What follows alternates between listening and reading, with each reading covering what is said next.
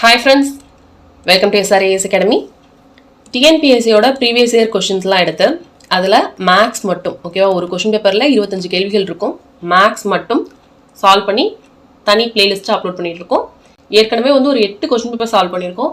அதுக்கான playlist link டிஸ்கிரிப்ஷனில் இருக்குது, அதை செக் பண்ணி பாருங்கள். இந்த video 9th question paper, question set 9. Maths ஒன்றும் கஷ்டமான விஷயமே கிடையாது, நிறைய ப்ராக்டிஸ் வேணும். நல்ல ஃபார்முலாஸ் எல்லாம் படிச்சிங்கனாவே போதும். சூப்பராக படிக்க போகிறோம். வாங்க வீடியோக்குள்ளே போகலாம்.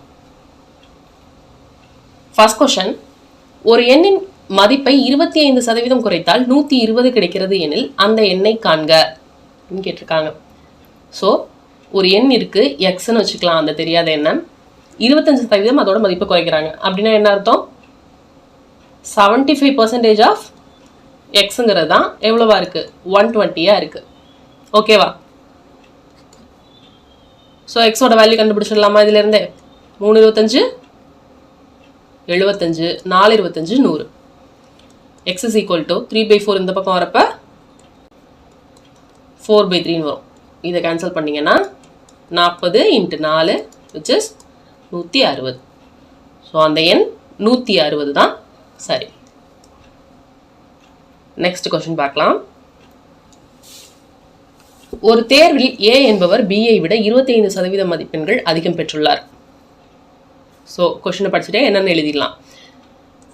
ஏ எவ்வளோ எடுத்திருக்காரு? பியை விட 25% அதிகமாக எடுத்திருக்காரு. ஓகேவா? 25%னா 125 டைம்ஸ் ஆஃப் பி, 125/100. ஓகேவா? பி என்பவர் சியை விட 10% குறைவாக பெற்றுள்ளார். பி சியை விட 10% குறைவா இருக்கு. அப்ப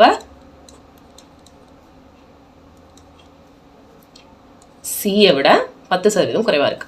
நெக்ஸ்ட், சி என்பவர் டியை விட 25% அதிகம் பெற்றுள்ளார். அப்ப 125/100 ஆஃப் டி.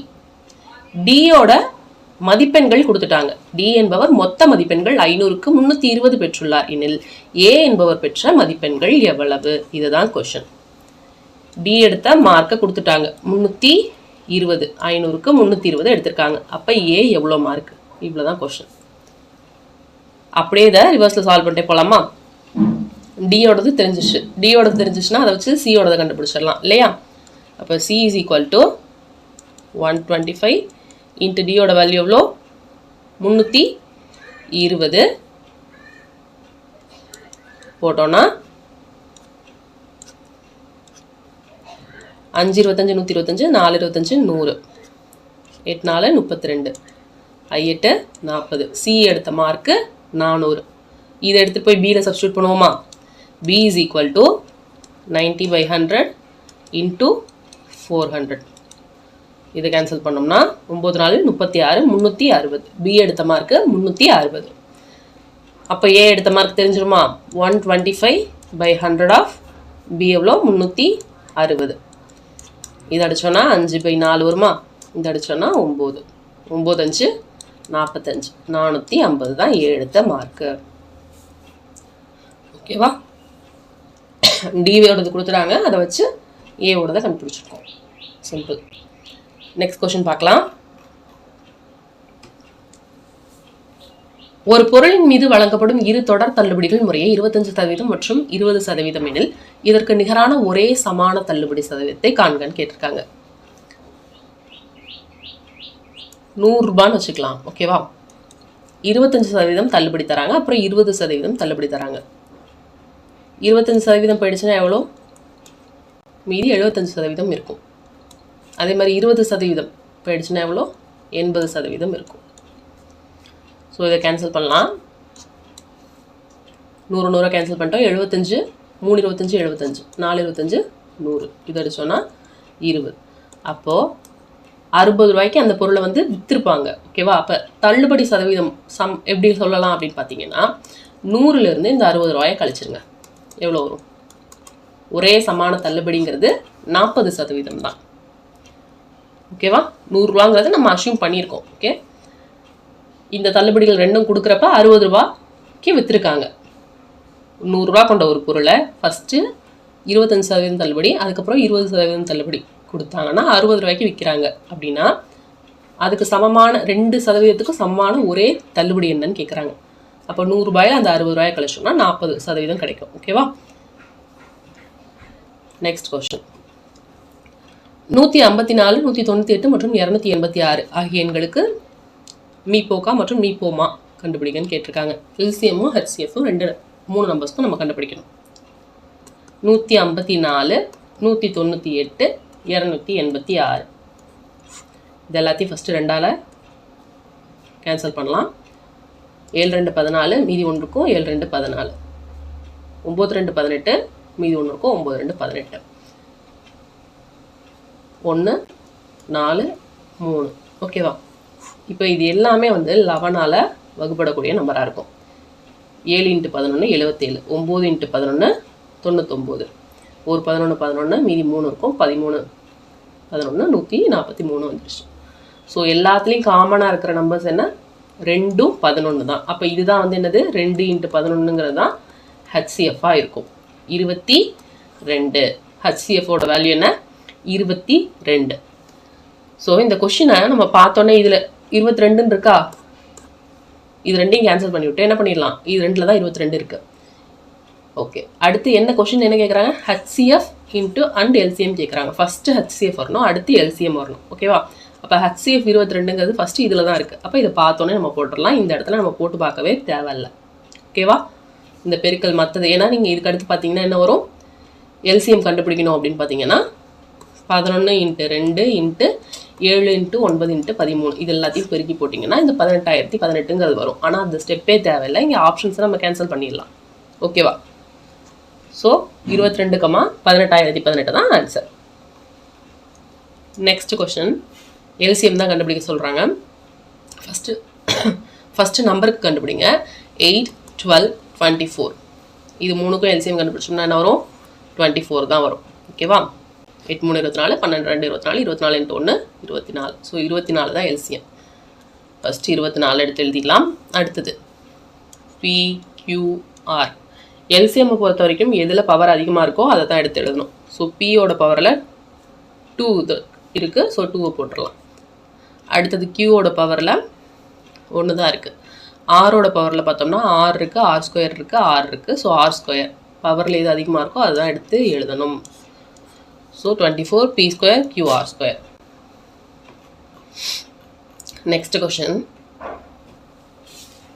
ஒரு பள்ளியில் 45 நிமிடங்களை கொண்ட 7 பாட வேளைகள் உள்ளன. அப்பள்ளியில் பாட வேளைகள் 9ஆக மாறும்பொழுது ஒவ்வொரு பாட வேளையின் கால அளவு என்ன அப்படின்னு கேட்டிருக்காங்க. ஓகே, அப்போ மொத்தம் எவ்வளோ ஹவர்ஸுங்கிறத தெரிஞ்சுக்கலாம். 45 நிமிஷம் 7 வந்து கிளாஸ் பீரியட் இருக்குது, 7 பீரியட்ஸ் இருக்குது. அப்போ இதை மல்டிப்ளை பண்ணோம்னா 7 35, மீதி 3 இருக்கும். 7 4 28, 28 3 31, 315 நிமிஷம் வந்து மொத்தமாக இருக்குது. ஓகேவா?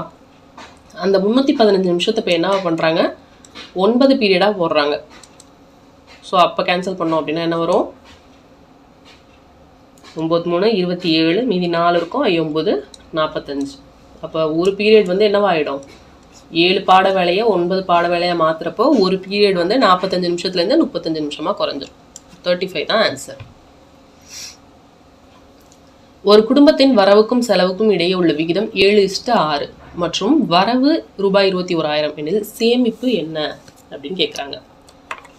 ஓகே, வரவுக்கும் செலவுக்கும் உள்ள விகிதம் தான். வரவு எவ்வளோ கொடுத்துட்டாங்க? 7. இதை வந்து நம்ம எப்படி எழுதலாம்? 7x = 21,000 எழுதலாம். அப்போ x = என்ன வரும்? இதை அடித்தோன்னா 7 21 இல்லையா? 3,000 ரூபா வரும்.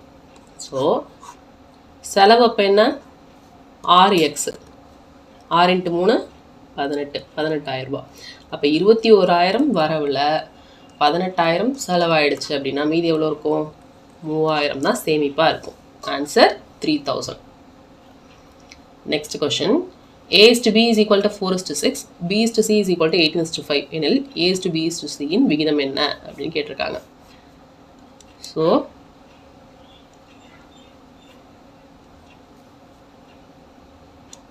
A/B எவ்வளோ கொடுத்துட்டாங்க? 4 6. B/C எவ்வளோ கொடுத்துட்டாங்க? 18 5. இங்கே 6 இங்கே போட்டுக்கோங்க, 18 இங்கே போட்டுக்கோங்க. எல்லாத்தையும் அப்படியே மல்டிப்ளை பண்ணி எழுத வேண்டியதான். 8 4 32, மீதி 3 இருக்கும். 1 4 4 72 = 6 8 48, மீதி 4 10 108 6 30. ஸோ இதை ரெடியூஸ் பண்ண முடியுமா அப்படின்னு பார்க்கலாம். 72 108 13 இருக்குது. ரெடியூஸ் பண்ணுவோம். பண்ணோன்னா ஃபஸ்ட்டு 2ஆல் கேன்சல் பண்ணி பாருங்கள். 36 54 15. அகைன் இதை 3ஆல் அடிக்க முடியுமான்னு பார்ப்போம். 12 3 36, 1 3 3, மீதி 2 இருக்கும். 8 3 24, 5 3 15. ஸோ 12:18:5 தான் இந்த கொஷனுக்கான ஆன்சர்.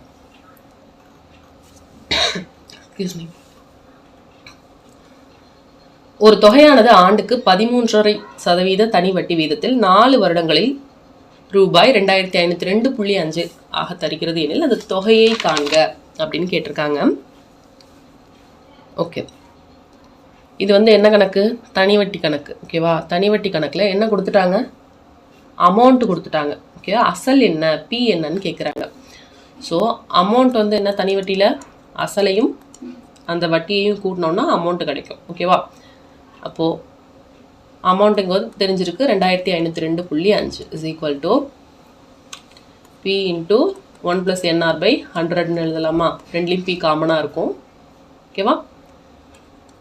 2502.5 P தெரியாத அப்படியே வச்சுக்கலாம். 1 + N எவ்வளோ இருக்குது? 4 வருடங்களில்.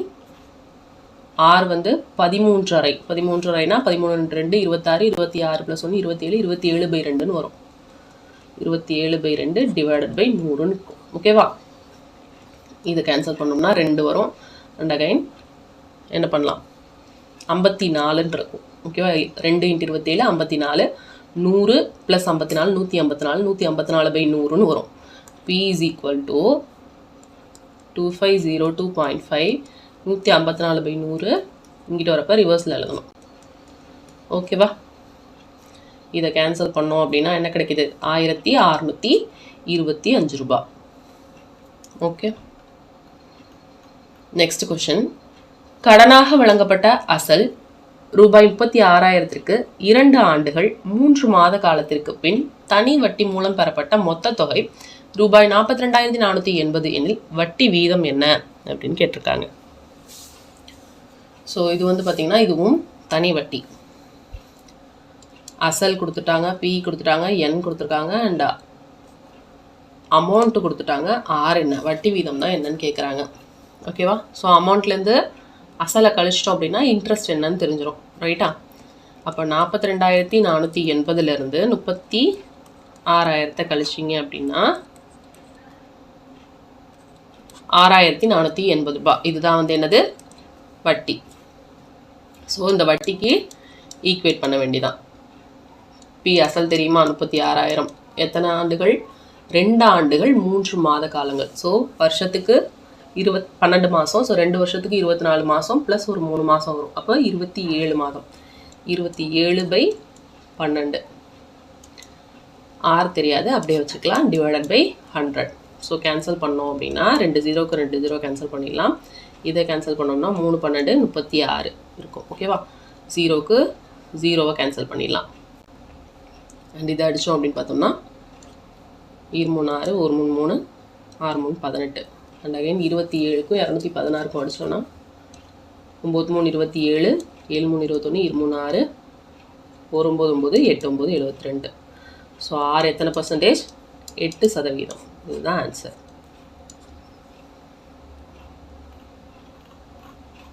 Next question.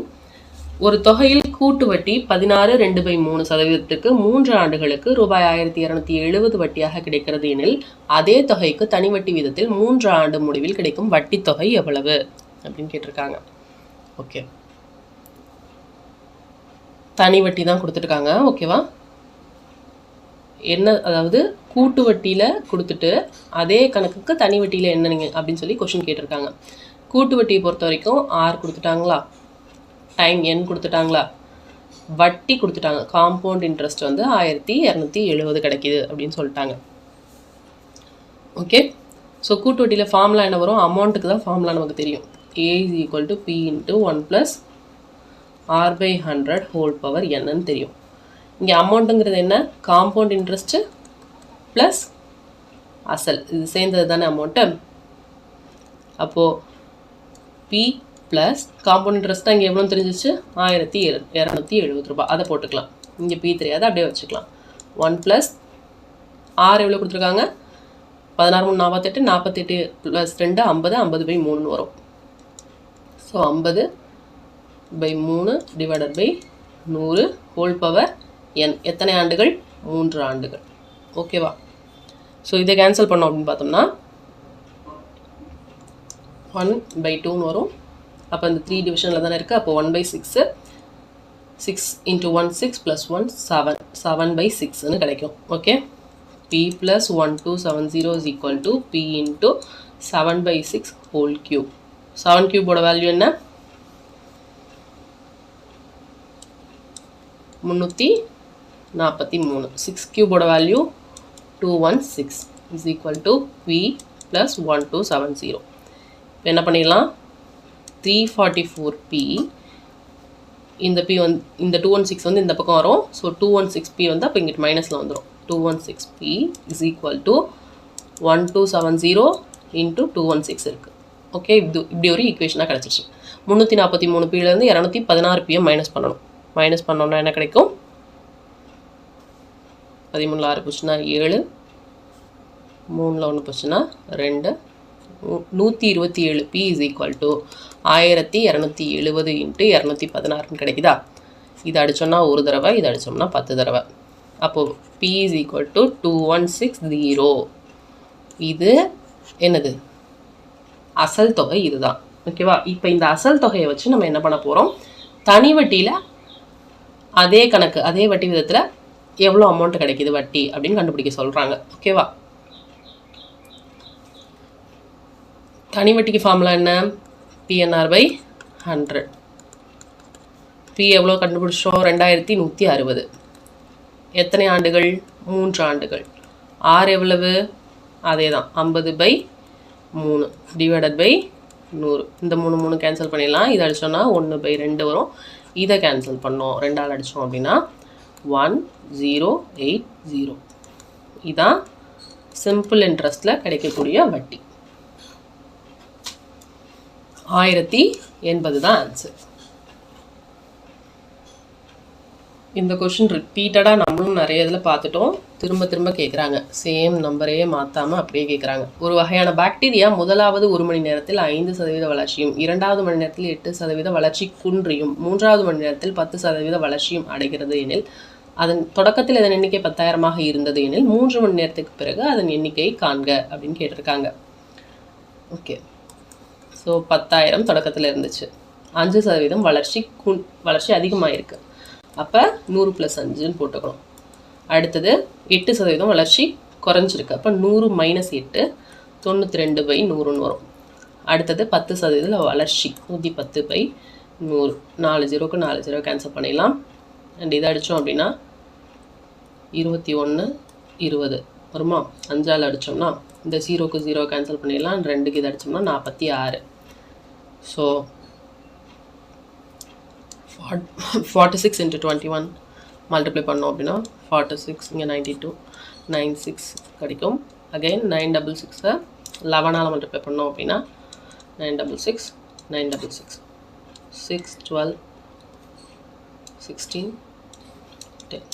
ஸோ 10626 இதுதான் ஆன்சர்.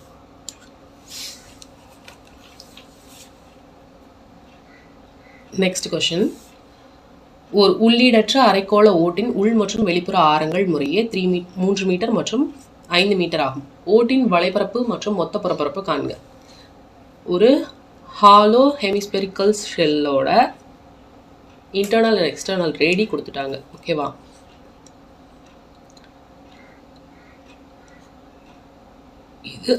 இது 3 மீட்டர். ஓகே, மொத்தமாக 5 மீட்டர் இந்த ரேடியஸ் இது கொடுத்துட்டாங்க. இதோட கர்வ்டு சர்ஃபேஸ் ஏரியாவும் டோட்டல் சர்ஃபேஸ் ஏரியாவும் நம்ம கண்டுபிடிக்க சொல்கிறாங்க. ஓகே, ஃபார்முலா என்ன அப்படின்னு பார்த்தோம்னா டோட்டல் சர்ஃபேஸ் ஏரியா ஒரு ஹாலோ ஹெமிஸ்பியரிக்கல் ஷெல்லுக்கான total surface area formula pi into 3r² plus r². ஓகேவா? கேபிட்டல் ஆருங்கிறது எக்ஸ்டர்னல் ரெடி, ஸ்மால் ஆருங்கிறது இன்டர்னல் ரெடி. ஸோ பையோட வேல்யூ 22/7, 3 டைம்ஸ் ஆஃப் பெரிய ஆர் கேபிட்டல் ஆர் என்னது 5, 5 ஸ்கொயர் போட்டோம்னா 25 வரும். ஸ்மால் ஆர் வந்து 3 ஸ்கொயர் போட்டோம்னா 9 வரும். ஸோ 3 × 25 75, 75 + 9 84, 22/7 × 84. அண்ட் இதை அடித்தோம் அப்படின்னா ஒரு 7 மீதி 1 இருக்கும், 7 14, 12 × 22 44, 22, 2 6 4. ஸோ டோட்டல் சர்ஃபேஸ் ஏரியா எவ்வளோ கிடச்சிச்சு? 264 மீட்டர் ஸ்கொயர்னு கிடச்சிருச்சு. இன்னொன்று என்ன கண்டுபிடிக்கணும்? அப்போ இந்த 2 ஆப்ஷனுமே வராது, இது 2 தான். கர்வ்டு சர்ஃபேஸ் ஏரியா கண்டுபிடிக்கணும். கர்வ்டு சர்ஃபேஸ் ஏரியாக்கான ஃபார்முலா என்ன? அடுத்து கர்வ்டு சர்ஃபேஸ் ஏரியாக்கான ஃபார்முலா என்ன? ஹாலோ ஹெமிஸ்பியருக்கு 2π × r² + r², 2 × 22/7 × 25 + 9. ஸோ 44/7 × 25 + 9 34. இதை மல்டிப்ளை பண்ணோம் அப்படின்னா 16 மீதி 1 4 12 12 1 13 6 9 4 1. ஸோ 1496. இதை 7ஆல் டிவைட் பண்ணணும். 7 14, ஒரு 7 7 3 21, 7 21, மீதி 5 இருக்கும், புள்ளி 7 49. ஸோ 213.71 இதுதான் கிடைக்கிது. ஆன்சர் இதுதான். ஸோ மெயினாக பார்க்க வேண்டிய விஷயம் ஃபார்முலா, அதை மட்டும் நல்லா ஞாபகம் வச்சுக்கோங்க. ஃபார்முலாவில் டேரெக்டாக நீங்கள் சப்ஸ்டியூட் பண்ணி ஆன்சரை போட்டுருவீங்க. ஃபார்முலா என்னது? ஹாலோ ஹெமிஸ்பியருக்கு டோட்டல் சர்ஃபேஸ் ஏரியாக்கான formula pi into 3 times r² + r². Curved surface ஏரியாக்கான formula 2 times of pi into r² + r². ரொம்ப முக்கியமானது, நல்லா பார்த்துக்கோங்க. நெக்ஸ்ட் கொஸ்டின் பார்க்கலாம். சமமான விட்டம் மற்றும் உயரமுடைய ஒரு உருளை, ஒரு கூம்பு மற்றும் ஒரு கோளத்தின் கன அளவுகளின் விகிதம் என்னன்னு கேட்குறாங்க. ஒரு உருளை,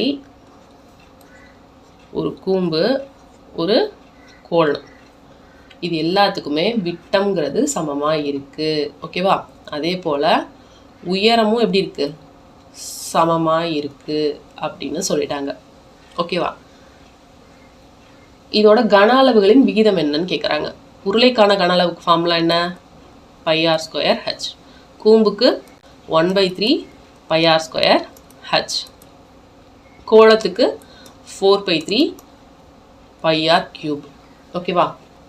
இதில் நம்ம இன்னொன்று என்ன தெரிஞ்சுக்கணும் அப்படின்னா, எல்லாத்துக்குமே r வந்து ஈக்குவல் தான். ஓகேவா? அது தெரியும். ஹச்சுக்கு பதிலாக என்ன பண்ணணும் அப்படின்னா 2 டைம்ஸ் ஆஃப் r போடணும். ஏன்னா எல்லாத்தோட உயரமும் சமம்னு சொன்னதுனால நம்ம என்ன பண்ணலாம், இப்போ இந்த கோளத்துக்கு வந்து இந்த விட்டமும் உயரமும் சமமாக இருக்கும் இல்லையா? அப்போ h = 2rங்கிறதுக்கு நம்ம ஈக்குவேட் பண்ணிக்க முடியும். அதை இங்கே பண்ணுவோம். ஃபஸ்ட்டு இந்த பை எல்லாத்துலேயும் இருக்கா, கேன்சல் பண்ணிடுங்க. r², ஹச்சுக்கு பதிலாக என்ன போடுறோம்? 2r = 1/3. ஹச்சுக்கு பதிலாக 2r போடுவோம். ஸோ ஓகே போட்டுடலாம். இன்ட்டு 2r = 4/3 r³ அப்படி இருக்குது. ஓகேவா? இப்போ இங்கே என்ன வந்துடும்? எல்லாத்துலேயும் 2r³ = 1/3, 2/3 r³ = 4/3 r³. r³ எல்லாத்தையும் கேன்சல் பண்ணிடலாம். ஓகேவா? இப்போ நம்பர் கிடச்சிருச்சா? 2 = 2/3 = 4/3. 3 கேன்சல் பண்ணுறதுக்கு என்ன பண்ணலாம்? எல்லாத்துலேயும் 6 வரும், இதில் 2 வரும், இதில் 4 வரும். இதுக்கப்புறம் இதை என்ன ரெடியூஸ் பண்ண முடியுமான்னு பார்க்கலாம். ஸோ ரெடியூஸ் பண்ணோம் அப்படின்னா 3 2 6, 1 2 2 4. ஸோ 3 1 2. இதுதான் ஆன்சர். இந்த சம்மில் நம்ம எடுத்துக்க வேண்டிய ஒரே ஒரு விஷயம் வந்து h = 2rன்னு எடுத்துட்டோம்னா ஈஸியாக போட்டுடலாம். Next question.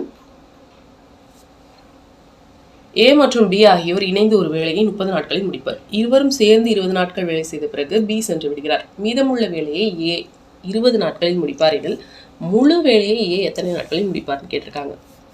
ஸோ ரொம்ப சிம்பிள். ஏவும் பியும் சேர்ந்து எத்தனை நாளில் முடிக்கிறாங்க? 30 நாளில் முடிச்சிருவாங்க. ஓகேவா? ஸோ 2 பேரும் சேர்ந்து எவ்வளோ வேலை செஞ்சுருக்காங்க? செஞ்ச வேலை என்ன?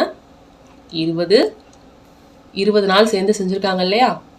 20 × 1/30 போட்டோம்னா 2/3, அதாவது 3 பங்கு வேலையில் 2 பங்கு வேலையை அவங்க செஞ்சு முடிச்சுட்டாங்க ஆல்ரெடி.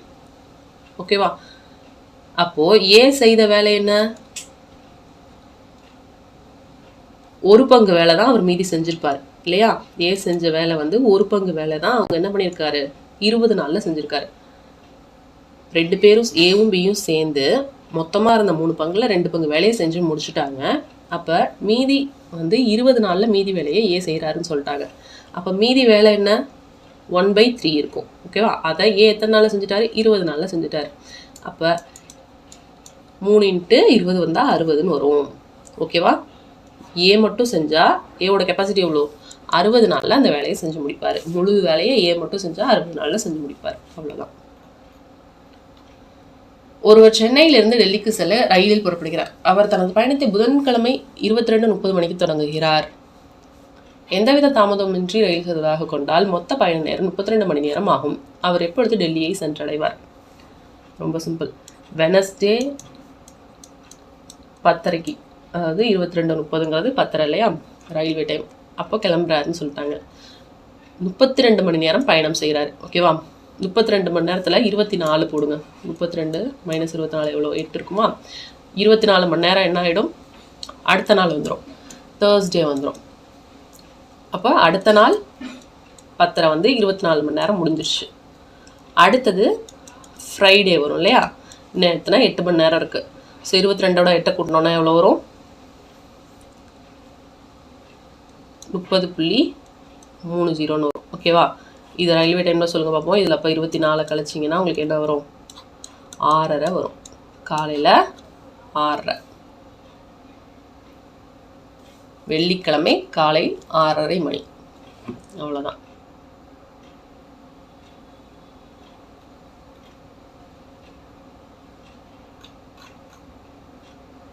Next question. முதல் 20 இயல் எண்களிலிருந்து ஒரு முழு எண் சமவாய்ப்பு முறையில் தேர்ந்தெடுக்கப்படுகிறது. அந்த எண் பகா எண்ணாக இருப்பதற்கான நிகழ்தகவினை காண்க. ஓகே. இயல் எண்கள் நேச்சுரல் நம்பர்ஸ் என்ன? 1லேருந்து சொல்லிட்டாங்க, 20 நம்பர் வரைக்கும் சொல்லிட்டாங்க. அதில் பகா எண்கள் என்னன்னு கேட்குறாங்க. ஸோ பகா எண்கள் என்ன வரும்? 2, 3, 5, 7, 9 வராது. 11, 13, 17, 19 இதெல்லாம் தான் பகா எண்கள். எத்தனை இருக்குது? 4, 8 இருக்குது. ஓகேவா? பகா எண்ணாக இருப்பதற்கான நிகழ்தகவு. அப்போ 8 எண் இருக்குது. மொத்தம் எத்தனை நம்பரு? 20 நம்பரு. ஸோ இதை அடித்தோன்னா 4 2 8, 2 4 8, 5 20. ஸோ 2/5. Next question. 5, 9, x 17 மற்றும் 21 சராசரியானது 13 எனில் எக்ஸின் மதிப்பு காண்கன்னு கேட்டிருக்காங்க. ரொம்ப சிம்பிள். 5 + 9 + x + 17 + 21. சராசரினா என்னது? எல்லா நம்பரையும் கூட்டி மொத்தம் எத்தனை நம்பர் இருக்கோ அத்தனை நாளாக வகுக்கணும். அதான் சராசரி இல்லையா? அப்போ 5 நம்பர் இருக்குது. = எவ்வளவு? 13 சராசரி சொல்லிட்டாங்க. அப்போ இந்த 5 எங்கே கொண்டு போனோம் அப்படின்னா 5 + 9 இதெல்லாம் அப்படியே ஆட் பண்ணிடுங்க.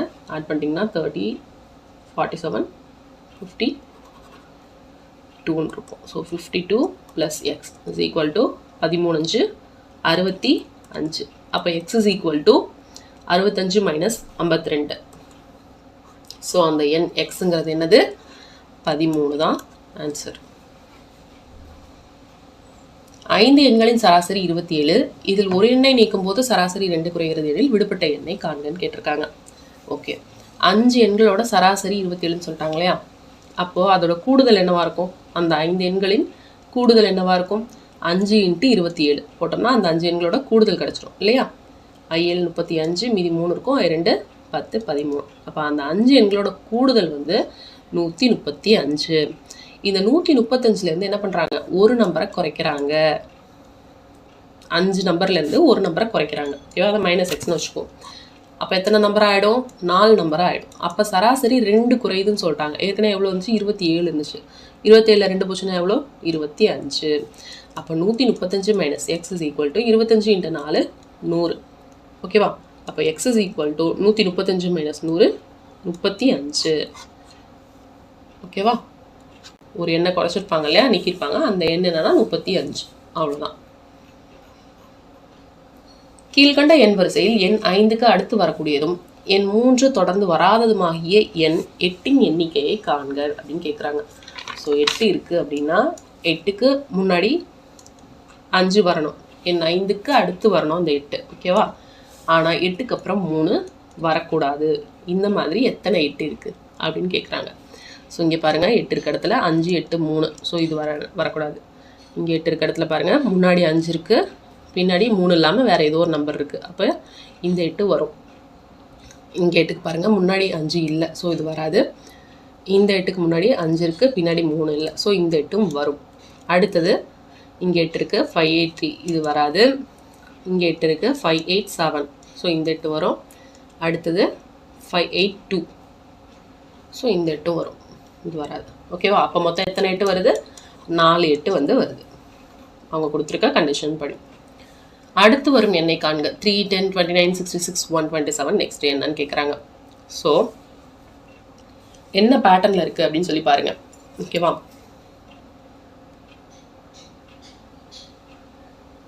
1 cube, 2 cube, + 3 cube, + 4 cube, 5 cube. அதெல்லாம் பார்த்தீங்கன்னா 1 கியூபோட எதை கொடுத்துருக்காங்கன்னா 2 கொடுத்துருக்காங்க. 1 cube + 2, 1 + 2, 3ன்னு வரும். ரைட்டா? 2 cube + 2. 2 கியூபோட வேல்யூ என்ன? 8. 8 + 2 10. 3 கியூபோட வேல்யூ என்ன? 27. 27 + 2 29. 4 கியூபோட வேல்யூ 64. 64 + 2 66. அடுத்தது 5 கியூப் 125. 125ஓட 2 கூட்டணும்னா 127. அப்போ நெக்ஸ்ட் என்ன வரணும்? 6 கியூப் வரணும். அதோட 2 கூட்டணும். 6 கியூபோட வேல்யூ என்ன? 216. 216ஓட 2 கூட்டணும்னா 218. ஓகேவா? எல்லாத்தையும் கியூப் பண்ணி வரிசையாக அதுக்கு 2 கூட்டியிருக்காங்க. அதுதான் பேட்டர்ன். நெக்ஸ்ட் கொஸ்டின் பார்க்கலாம். 198, 194, 185, 169. அடுத்து என்ன வரும்னு கேட்குறாங்க. 198, 194, 185, 169. நெக்ஸ்ட்டு என்ன? ஸோ இதுக்கெல்லாம் என்ன டிஃப்ரென்ஸ் இருக்குன்னு பாருங்கள்.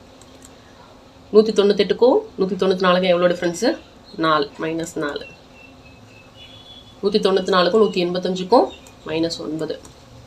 185க்கும் 169க்கும் -16. அப்போ அடுத்து என்ன வரணும்?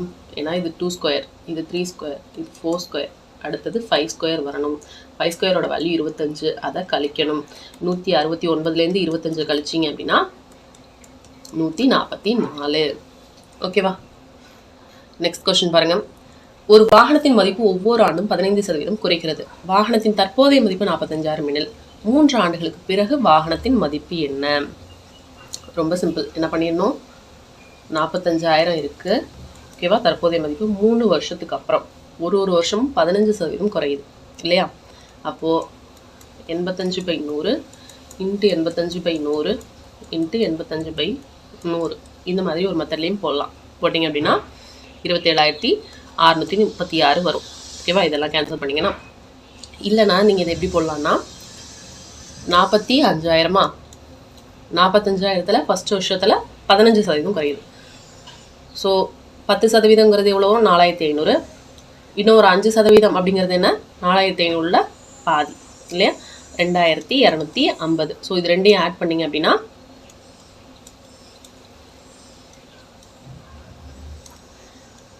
மொதல் வருஷம் 45,000லேருந்து 6,650 ரூபாய் குறைச்சிடணும். ஓகேவா?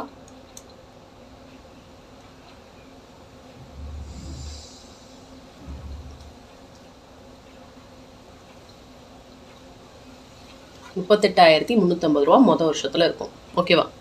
அடுத்தது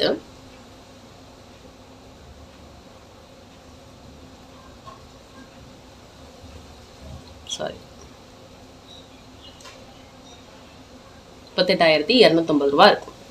அடுத்து என்ன பண்ணணும்? இந்த ₹38,250 15% குறைக்கணும். புரிஞ்சா? அப்போ 10%ங்கிறது எவ்வளோ? இதில் ஒன்று கட் பண்ணிடுங்க. அப்புறம் 5%ங்கிறது இதுலேயும் பாதி வரும் இல்லையா? இப்போ இதுலேயும் பாதிங்கன்னா என்ன வரும், ஒரு 2 மீதி வந்து 9.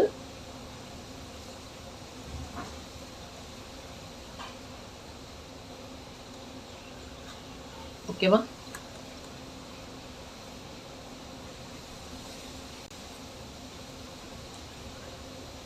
₹5737 என்ன பண்ணணும், இப்போ 38,250 ரூபாயிலேருந்து கழிக்கணும். ஓகே, கழிச்சிங்க அப்படின்னா என்ன கிடைக்கும், 32,513 ரூபா புள்ளி 50 காசு. ஓகேவா? இது 2 வருஷத்தோட முடிவில். அடுத்தது 3வது வருஷத்தோட முடிவில் பார்க்கணும். ஓகேவா? 3வது வருஷத்தோட முடிவுலங்கிறது என்ன வரும், இதில் 10% அப்படிங்கிறது 3,250 ரூபா. அப்புறம் 3,250லையும் பாதி வந்து எவ்வளோ வரும், ஒரு 1,600 ரூபா வரும். ஓகேவா? அப்படி பார்த்தீங்கன்னா 3,200 ப்ளஸ் ஒரு 1,600 அப்படிங்கிறப்போ அது எவ்வளோ வந்துடும், 4,800 ரூபா கிட்ட வந்துடும். ஸோ 32,513லேருந்து 4,800 ரூபாய் கழிக்கிறப்ப இங்கே ஒரே ஆப்ஷன் என்ன இருக்குது, 27,636 இதுதான் வரும். ஓகேவா? இந்த 2 இதுலேயே வந்துட்டு நீங்கள் என்ன பண்ணிடலாம், போட்டலாம். 38,250 ரூபா இருக்கு இல்லையா, ஃபஸ்ட்டு ஸ்டெப்பு, இது மொதல் வருஷத்துலேயே வந்துடுது. அப்போ இதை பார்த்தோன்னே கேன்சல் பண்ணிடலாம். அதுக்கும் அடுத்த வருஷத்துல எவ்வளோ வருது, 32,500 ரூபா வந்துடுது. அப்போ இந்த 37,000 வராது, 32,000 வராது. இது கம்மியாக இருக்க ஒரே ஆப்ஷன் 27,000. இதை பார்த்தோன்னே போட்டுடலாம், இந்த மல்டிப்ளிகேஷன்லாம் தவிர்த்துட்டு. இரு மிகை முழுக்களின் மீப்பெரு பொது வகுத்தி 1 எனில் அவ்விரு எண்களும் எவ்வாறு அழைக்கப்படும். Okay, the HCF of 2 positive integers is 1. Then what will be the 2 numbers னு கேட்டிருக்காங்க. அவ்விரு எண்களும் சார்பகா எண்கள், ரிலேட்டிவ்லி பிரைம், அதுதான் அர்த்தம். ஏன்னா இப்போ இதில் மற்றதெல்லாம் பாருங்கள், ஒரு எண்ணாவது பகா எண்ணாக இருக்க வேண்டும். இப்போ நம்ம வந்து ஒரு 8க்கும் 9க்கும் வந்து என்ன பண்ணலாம், HCF கண்டுபிடிங்க. இது 2க்கும் HCF கண்டுபிடிச்சிங்கன்னா என்ன வரும், 1 தான் காமனாக இருக்குது. 2க்கும் காமனாக இருக்கிறது வந்து என்னது, 1 மட்டும்தான் இருக்கும். இதில் அட்லீஸ்ட் ஒரு நம்பராவது பிரைம் நம்பராக இருக்கணும் அப்படிங்கிற கண்டிஷன் இருக்கா, இல்லை. ஏன்னா 8ம் பிரைம் நம்பர் கிடையாது, 9ம் பிரைம் நம்பர் கிடையாது. புரிஞ்சா?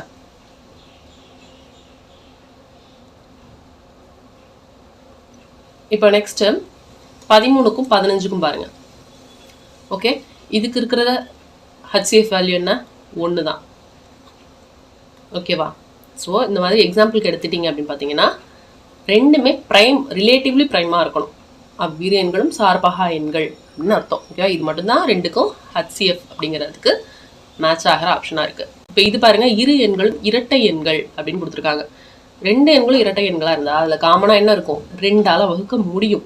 ஓகேவா? இப்போ ஒரு 4, 6 எடுத்துக்கிட்டிங்கன்னா என்ன இருக்கும், 2ஆல் வகுக்க முடியும். அப்போ HCF வந்து 1 வராது. ஓகேவா? 2 தான் வரும். இல்லை ஒரு 12, 14 அப்படின்னு எடுத்துக்கிட்டிங்கன்னா 2 காமனாக இருக்குங்க. இரட்டைப்படை எண்களாக இருக்கிறப்பயே 2 காமனாக இருந்துடும். அப்போ இந்த கண்டிஷனுங்கிறது வராது. ஓகேவா? ஒரு எண்ணின் மடங்கு மற்றொரு எண், இப்போ 6 இருக்குன்னா இன்னொரு எண் 12 இருக்குது அப்படின்னு இருந்துச்சுன்னா HCF 1 வருங்கிறாங்க. டெஃபினட்டாக வராது. ஏன், ஏன்னா 2லேயுமே 6 இருக்குது. ஓகேவா? அப்போ 6 தான் வந்து அங்கே HCF-ஆக இருக்கும். ஸோ இந்த 3 கண்டிஷனுமே வராது. அந்த 2 எண்களுமே ரிலேட்டிவ்லி பிரைம், அவ்விரு எண்களும் சார்பகா எண்களாக இருந்தால்தான் HCF-ஓட வேல்யூ என்னவா இருக்கும், 1ஆ இருக்கும். ஓகே, அவ்வளோதான். செட் 9ல் வந்து சூப்பராக பார்த்து முடிச்சிருக்கோம் மேக்ஸை. ஹோப் இந்த வீடியோ உங்களுக்கு யூஸ்ஃபுல்லாக இருந்திருக்கும் அப்படின்னு நினைக்கிறேன். தொடர்ந்து நம்ம சேனலை பாருங்கள், சப்போர்ட் பண்ணுங்கள். நெக்ஸ்ட்டு 10வது கொஷின் பேப்பரில் பார்க்கலாம். தேங்க்ஸ் ஃபார் வாட்சிங் அண்ட் ஹாப்பி லேர்னிங்.